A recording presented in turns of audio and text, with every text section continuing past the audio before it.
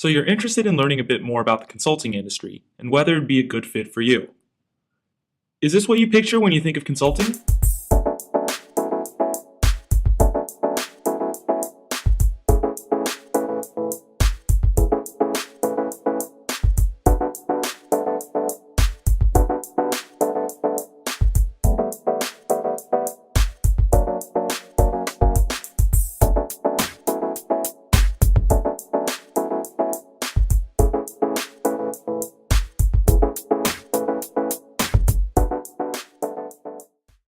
People often hold the impression that, like in this video, consultants sit in a boardroom and dish out fancy, expensive advice.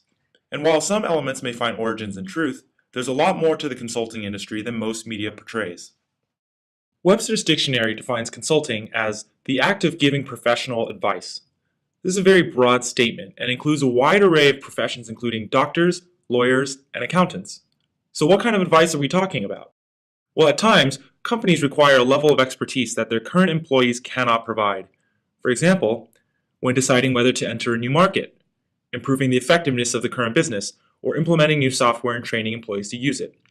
In these cases, the company can hire and train individuals to address this lack of expertise, or the company can look outside for this help. The reality is that consulting is incredibly diverse, and many scenarios are far from what you just saw. Firms may specialize in different industries like energy, healthcare, finance, or nonprofit, and focus on various aspects of helping those businesses, from strategy to operations to IT or engineering. And accordingly, the work that these firms do and the roles these consultants play vary quite a bit. So what do consultants actually do? Well, let's take three types of consulting as an example: strategy, operations, and IT. Strategy consulting firms may help companies analyze market data to determine which markets in Latin America to enter or whether production should be moved to Asia for lower cost. Operations firms may help analyze a company's internal operations in order to find opportunities for improvement. For example, to help a chocolate company make more to supply growing demand, or improve quality of paint production so they can stay competitive in the marketplace. And technical consulting firms may have projects focused on integrating a new software system with existing systems, or support detailed design of a new power plant. And typical responsibilities of a consultant will vary depending on the industry, the specialization, and even the culture of the firm. So depending on the kind of firm that you're at, the nature of the work that you're doing as well, what you do every day could include things like analyzing data and problem solving. It could also include leading teams and coaching clients, working directly with them. And it can also include things like building presentations or implementing software. So who can you be doing this with? You could potentially work alone, or with a small group of people from your firm. You also can work directly with clients, so either in small or large groups. And where does this take place? Well, you can be working from your office or the client's office. You can also be out in the field, or you could be flying to a different city every single week. So there are a lot of great reasons to choose consulting. Firstly, there's an opportunity and potential for an incredible challenge and the ability to have an impact right away. You get exposure to many different industries and business leaders because the kind of work that you're doing can change very frequently. So I thought I wanted to work for a racing team, like Indy or NASCAR, coming out of school. And I had all these electrical and mechanical engineering skills that I wanted to put to good use.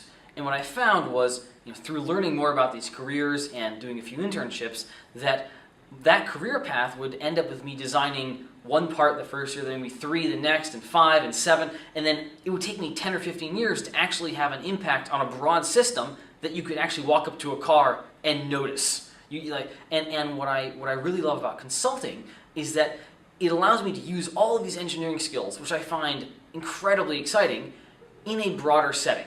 So I get to work with a client to make a very large impact on their bottom line, while also getting some of the same things that I would get in an engineering job. So coming out of school, I knew I wanted to look for one thing in my job, and that was to never stop learning.